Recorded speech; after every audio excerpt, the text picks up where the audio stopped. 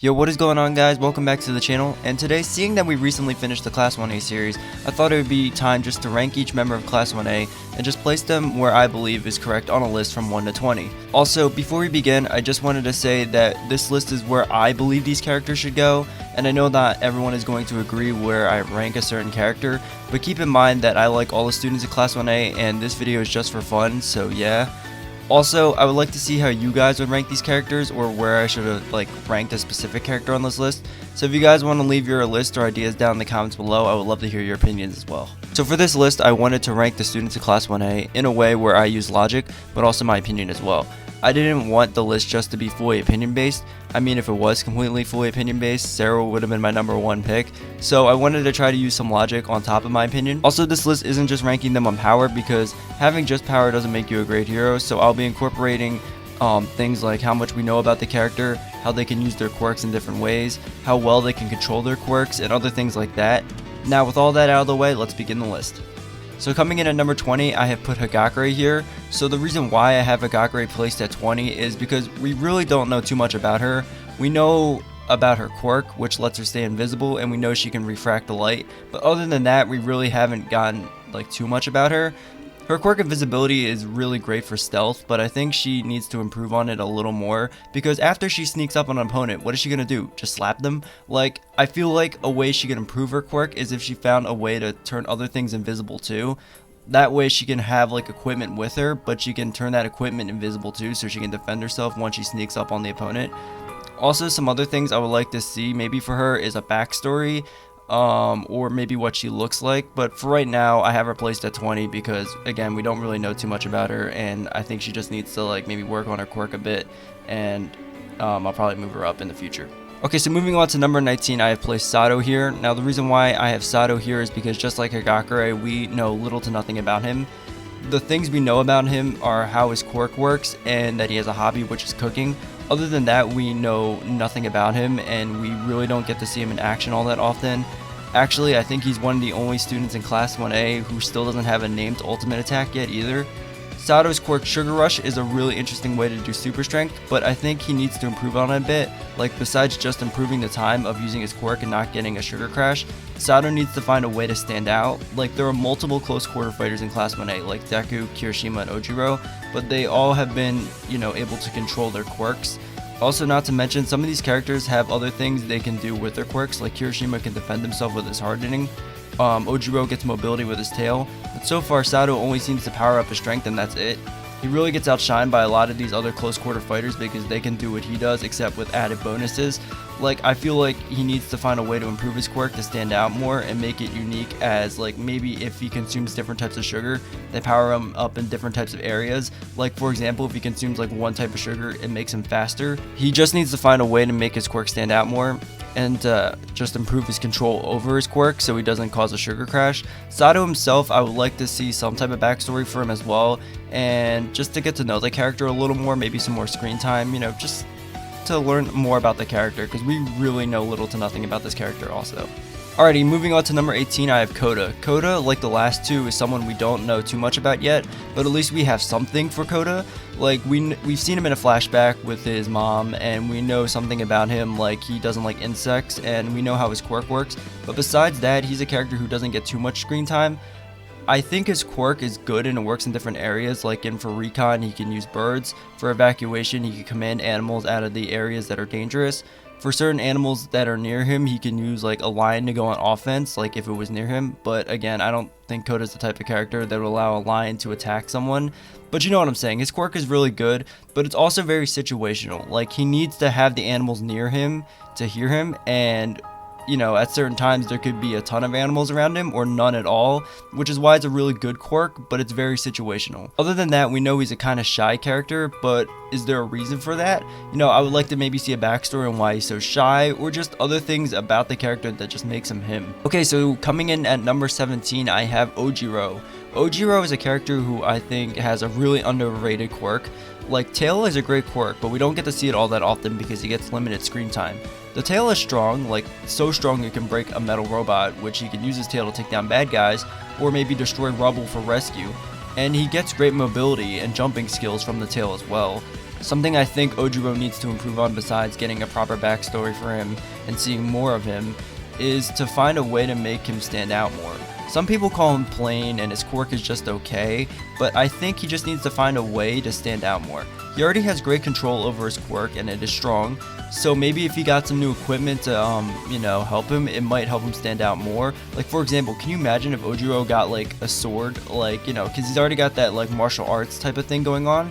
So can you imagine him fighting with a sword and switching his attacks from his hands to his tail? I think that'd be really cool and it would really help him stand out. And it would also continue on with like, Ojiro's kind of theme where he's like the martial art hero. So maybe he gets like a sword or something like that. I don't know. I think that'd be pretty cool and it would help him stand out more. Moving on to number 16, I have Aoyama placed here. Now, Aoyama is a character who has been getting a lot of screen time lately, and that's really good.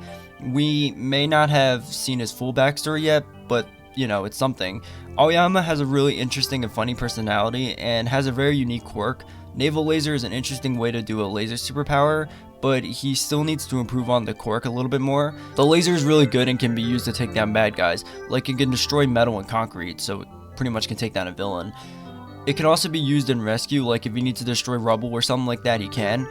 Plus, he gets a mobility bonus from the quirk as well. The reason why he is here at number 16 is because of the downside of his quirk, which he gets a stomach ache after firing his laser for a certain amount of time. The downside is something he really needs to gain control over so he doesn't become someone else on the battlefield to save as well. Besides that, at times Aoyama can be a little on the scared side. He isn't one of the bravest Class 1A students, but we've seen him step up to the plate many times, and he seems to be working on it. Even though we, have a bit of a backstory of the character, I just want him to, have a full backstory so we understand exactly what happened to him in the past. And I think he just needs to overcome his drawbacks on his quirk, and once he does that, he'll be good. Alright, so at number 15 I have Mineta. Mineta is a character who has such a split fan base. Like, some people really love him and other people really despise him. He isn't the bravest Class 1A student, but again, he steps up to the plate like the others. But sometimes you really need to motivate him to do it. We learned a bit about him, like what motivates him to become a hero, which is girls, and we've seen how he acts throughout the series, which again leads back to him having such a split fan base, where some people find it really funny and some people find it really annoying. But besides that, his quirk pop-off is really great for capture. He does get a mobility bonus from it when he jumps on them, but the quirk also has a drawback as well. His drawback is that he bleeds from the head if he uses too many balls, and that is a pretty serious drawback, so maybe he has to overcome that a bit too as well. Like Aoyama, he's a character we've learned a bit about, but I think again, we need a bit more of a backstory for him, and I think he also needs to overcome his drawbacks on his quirk as well. Alrighty, so moving on to number 14, I have put Kaminari here. Kaminari is a really funny character and gets a lot of great moments. Although he hasn't gotten a proper backstory for him yet, he has a great personality and a very powerful quirk. Electrification is a very great and powerful quirk, but he does have some drawbacks, like where he can short circuit his brain if he uses too much electricity, and if he's on a team, the quirk by itself with no equipment can hurt his teammates, like the electricity goes everywhere. We've seen him trying to improve on that though, like by getting equipment to help him control his quirk so he doesn't zap his teammates, and it lets him fire the electricity where he wants it to go. And he seems to be getting a little bit better at controlling how much electricity he uses so he doesn't short circuit his brain. His quirk, besides being powerful, has some other uses to it too, like being able to charge batteries and generators during emergencies, and it has some communication bonuses as well. He isn't the smartest person in Class 1A, and sometimes he can be on the scared side, but in the end he does try to pull his weight and help his friends anytime they need him. I believe he's a character who definitely eventually needs a proper backstory, and once he has full control over his quirk and overcomes his drawbacks, he will be a pretty powerful character. So moving on to number 13, I have Uraraka placed here. Now I know what you're thinking, why is Uraraka only at 13? Well, it's because of her quirk Zero Gravity. I mean, it's a really good quirk. She can move heavy objects and rescue, and she can drop heavy objects on enemies, but the issue is she physically has to touch the person she wants to levitate. Like, think about it, if she's fighting someone and she wants to levitate them, she has to get close enough to the person to touch them. I think that's a big downside to the quirk, and on top of that, if she uses too much of the quirk, she throws up rainbows, so she also has a drawback with it. I think if she found some way to levitate things without physically touching them, then the quirk would be pretty powerful. Like, maybe she can find a way to kind of chain the object she levitates. Like, if she levitates one thing and then, it somehow transfers over to another object and that levitates too, I think that'd be pretty good. it's not a bad quirk, it's just she needs to figure out a way to improve it. Other than that, she has some great moments in the story so far, but I think she can use a little more screen time, and we know why she wants to become a hero. It's for the money, so she can help her parents, which is pretty realistic for, you know, why some people might want to become pro heroes. She's a great hero, she's full of joy, but she can become serious when she needs to, and she's a great fighter as well. In the end, Uraraka is a great character. I think she just needs a little more screen time, and for her to somehow improve her quirks to the point where she can levitate things without physically touching them, I think that's just something she needs to improve on. Again, it's not a bad quirk, it's just, you know, the fact that she physically has to touch something to make it levitate, I think that could be a big downside, and I think that's something she needs to work on. Alrighty, so jumping into number 12, I have Sero here. Sero is one of those characters I feel are completely underrated. His quirk tape can be used in many different ways. He can set up traps, capture enemies from a distance, and he can swing like Spider-Man, which gives him mobility with his tape. Also, he can use his tape in combat. Like, the tape isn't slow. He can use it to throw enemies into walls or slam them around. Not to mention, he can throw objects with his, you know, tape at opponents. The tape can also be used in rescue, like pulling people out of the way of danger or being able to hold up buildings when they're being destroyed. I think one thing he can improve on with his tape is the durability of it. Like, he can capture opponents, but if the opponent has like a strength quirk or can produce something like fire, then the tape becomes ineffective. It would be pretty cool to see him, you know, have his quirk evolve to the point where he can use his normal tape and other different types of tape. Like, for example, he can produce something like duct tape, which will help him, you know, capture opponents with strength quirks. Bandage tape for helping, you know, people who are injured, and maybe like a wild card, like he can produce something like electric tape, which may maybe act like a taser shock. And I know some people think that last one might be a little bit impossible, but Asui has the ability to camouflage and pretty much become invisible, so I don't think it's like completely off the table. Also, he can shoot double-sided tape, so it already shows that he can produce different types of tape. Other than that, he really needs some type of backstory, and I think some more screen time would really help him stand out a little bit more. Moving on to number 11, I have Shoji here. Shoji is another character I believe who needs a proper backstory. He has such a unique design, and his quirk is a very useful one. He can make dupli arms to locate and detect people by making ears and eyes, which can help aid in him rescuing or looking for an opponent. He can do some damage by turning all of his dupli arms into fists, which means he can hold his own against the villain. He can also make a bunch of hands to lift debris and rescue or carry people to safety. He also has mobility by being able to glide, and he can extend his arms out to grapple to higher locations. He's a really great quirk. He just needs some more backstory. Like, I want to know, you know, what it was like for Shoji in his past having such a crazy looking quirk. Also, I want to know some more things about him, like why exactly doesn't he have anything in his room, or will he ever remove his mask to show the others? Like, these are things I just want to know about Shoji, and I hope he gets more screen time in the future so we can learn more about him. Jumping into number 10, I have Jiro here. Jiro is another character I really enjoy, and one we know a bit more about. What they did with Jiro, like going into her backstory a bit, showing off, you know, a bit more of the character and learning what they like to do, is just what I want them to do with other characters in Class 1A as well. Like, we know she loves music, she can play instruments. We've also learned from a flashback growing up she loves music, but she wants to be a hero, which is pretty great. What they did with her character is fantastic. Like, even though it was short, we learned so much about the character, and that's what I want them to do with other characters in the series. Her quirk Earphone Jack is a really interesting ability. Like, she can hear things by plugging in her earphone jacks into the wall. She can stun people with her heartbeat or plugging her earphone jacks into them. I don't know how that happens, but she can do it. She can also use her sound waves to blow away debris. She'd be good at rescue. Overall, she's a great character with a great story, with a really interesting quirk, but I can't wait to see what else to do with her in the future. Okay, so at number 9, I have Ashido. She's a great character who has also gotten some screen time lately, and that's really good because we've gotten to learn more about her. We know she likes to dance. She has a very upbeat and brave type of personality, and her quirk Acid is really good too. Acid can be used for movement and climbing up surfaces, destroying debris and rescue. She can also melt things. When in combat, she can do different things with the acid, like melting objects to fall on the enemy or destroying equipment that the villain has. She also has, you know, some defensive capabilities with her quirk as well, like if there are projectiles incoming, she can destroy them and protect herself and her team.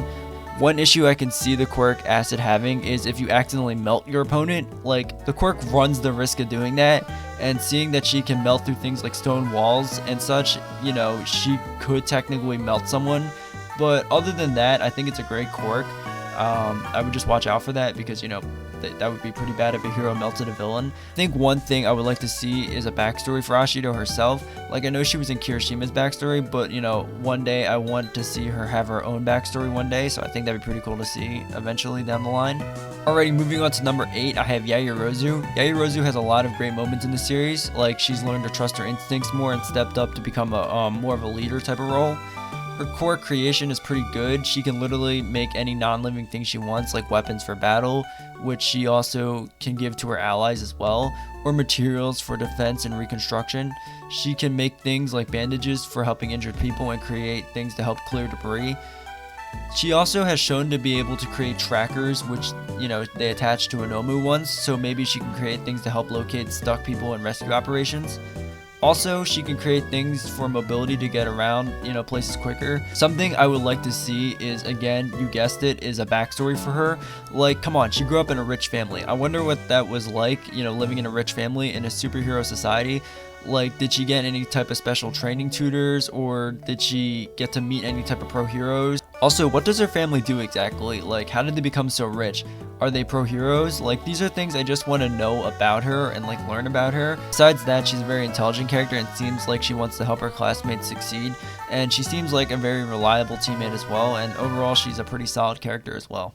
Okay, next up at number 7, we have Tokoyami. Tokoyami is a really cool character. His design is so interesting and his quirk is cool too. Dark Shadow is such an interesting quirk. Like, in the light, Dark Shadow is easy to control, but at night, Dark Shadow goes wild. It's a really cool concept, and I love how they keep growing on the concept. Like, when Tokoyami wears Dark Shadow, it's really cool to see him getting better with it.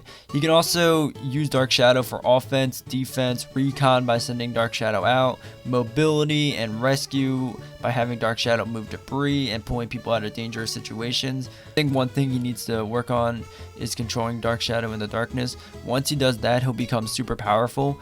Also, he's a character, again, I want to learn more about. Like, when his quirk first developed, how was that, like, what was that like? Was he able to produce only Dark Shadow's claw, or was Dark Shadow fully like produced once he like obtained his quirk? Like, was Dark Shadow able to like talk to him when he's younger and stuff like that? Like, how did that work? Also, how was it when he first released Dark Shadow at night? Like, what happened? Like, these are just things I would like to learn about Tokoyami eventually down the line, and just get to see more of the character, because he's a really cool character and I think he needs some more screen time and, again, a proper backstory. Moving into number 6, we have Asui. Asui is another great character who I think, again, needs a proper backstory. Jeez, I feel like I've said that for like every character. Her quirk Frog is really great and can be used in many different ways. It grants mobility by climbing up walls and swinging with her tongue. Like Sero, she can throw people around or throw things at targets with her tongue too. She's great at rescue as well because she can pull people out of danger. She also has some stealth capabilities too, because she can camouflage and pretty much become invisible as well. Her quirk Frog also grants her a toxic mucus, which can stun opponents, which is great for capture. Overall, her quirk is great and her character is great as well. Like, she's a character that kind of brings everyone together. But like I said before, I would like a proper backstory for her, because I think that would really benefit her. Alrighty, so now we were at the top 5, and coming in at number 5, we have Ida. Ida is a fantastic character. His story arc with Stain really helped the character out and helped him grow to be a better hero and leader for his class. I love how he wants to make sure that none of his friends and classmates tries to do what he tried to do in the Stain arc, and he tries to make sure that he leads them down the right path as well. I also like how he feels like he needs to earn the name Ingenium. Like, it's a really nice touch for the character. His quirk engine is a really unique way to do super speed. Like, it makes sense. It's extremely fast and it can throw out powerful kicks, because he can move so fast. He can probably be really good at recon as well and carrying people to safety.